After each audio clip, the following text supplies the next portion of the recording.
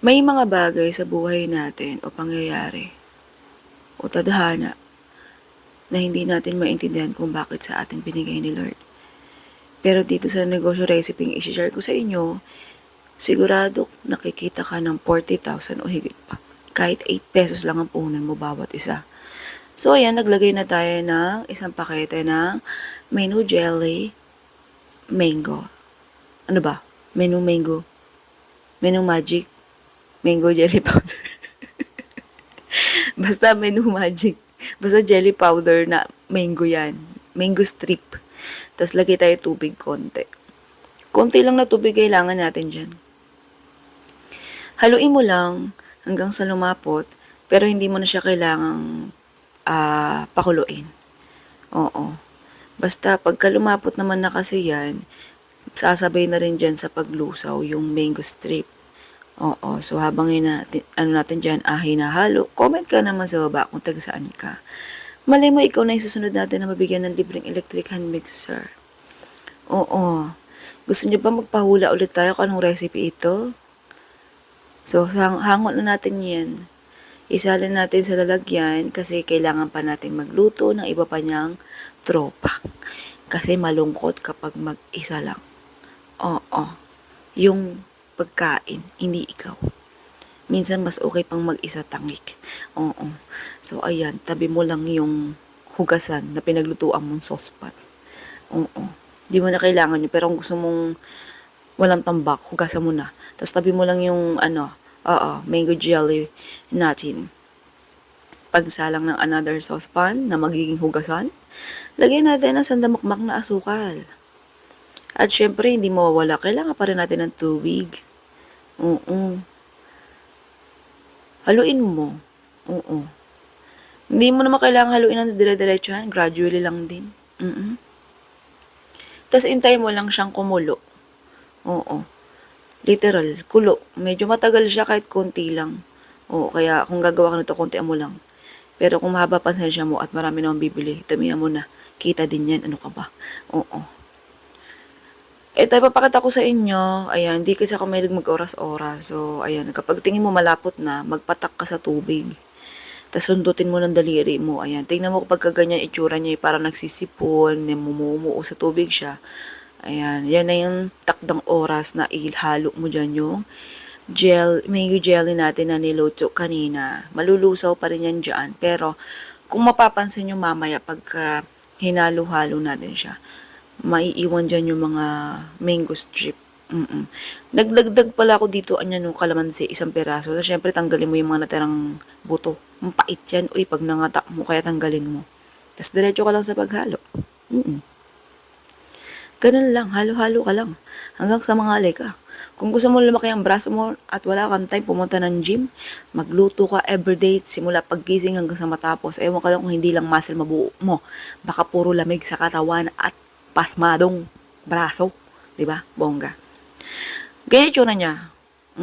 Lakasan mo na apoy kung nagmamadali ka. Ganun din naman outcome niyan. Pero syempre, pag nilakasan mo, dire-diretso ang halo dyan.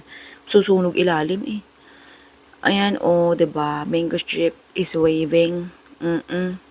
Nakagawa na tayo ng minatamis na mango strip jelly. Ay, sarap. Pero syempre, huwag ka muna umalis, hindi pa tayo nagtatapos dyan. Toppings pa lang yan, girl. Oo, pero mura lang yan, huwag ka mag-alala. Sa cups naman, mga 14 peraso ang kailangan natin. Handa mo lang. Yung sa cups na ginamit ko, depende sa'yo kung anong cups ang gusto mong gamitin. Pero huwag kang mag-alala, paper cups ang gamit ko dito. Kahit paper yan. Hindi yan nalulosyaw, girl. Hindi naman direktang tubig ang nilalagay natin dyan. At syempre, magluluto ulit tayo. Maglagay ka dyan ng isang pakete ulit ng Menu Magic Jelly. Mango Jelly. Nakakabubunga ba kasi? Oo. Tapos lagay ka tubig, sandamakmak. Kung yung una, konti lang yung tubig, ito naman, sandamakmak. O, opposite siya. Oo. Pwede mo lakasan apoy kung nagmamadali ka, tapos haluin mo lang siya.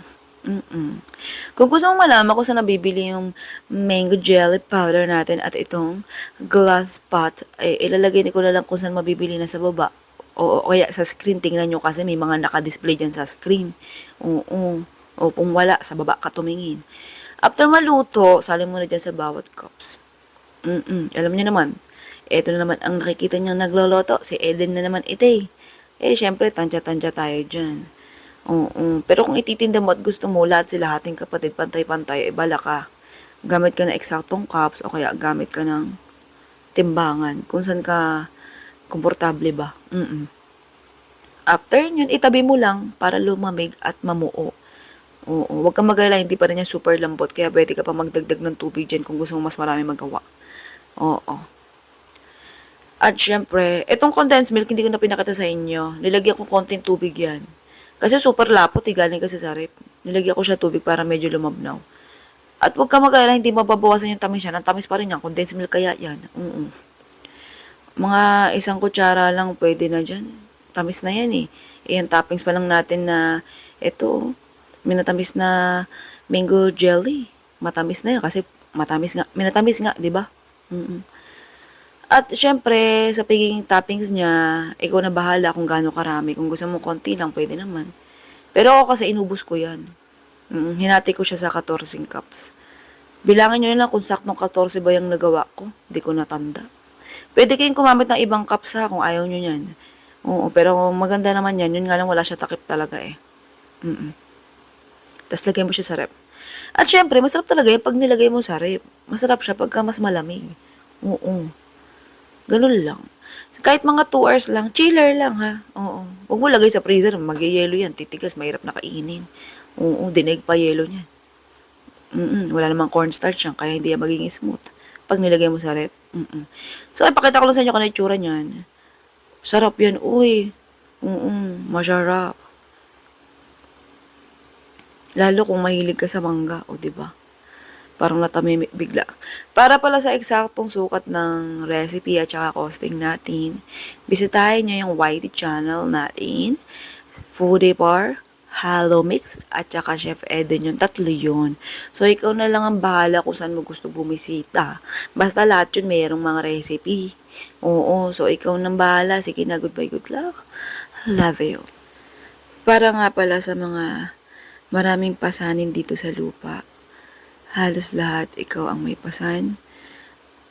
Huwag kang mag-alala, malay mo sa langit, mas maginhawa na.